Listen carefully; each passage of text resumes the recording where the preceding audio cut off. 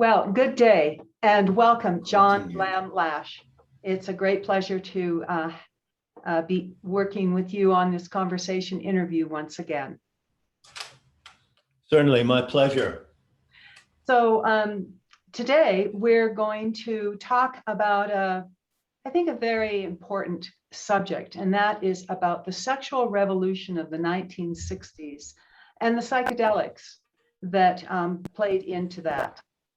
And everyone here knows John Lamb Lash, his writings, his contributions to open up the narrative and understand what truly has happened historically. And much gratitude to you, John, for all of your work. So thank you very much. And you're welcome. John, if you would maybe like to open this up and maybe begin with what stands out as the nux of this issue of the sexual revolution of the 60s and the psychedelics.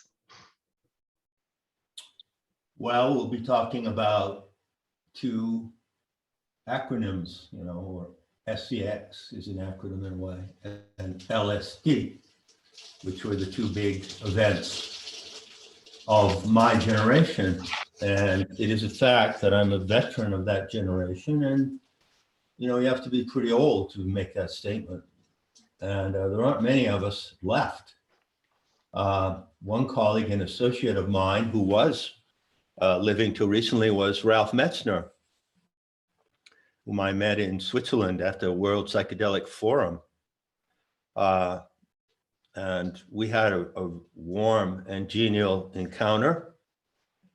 But Ralph and he went offside last year, I think. I got a very strong message from him, and I was urgently compelled to call him.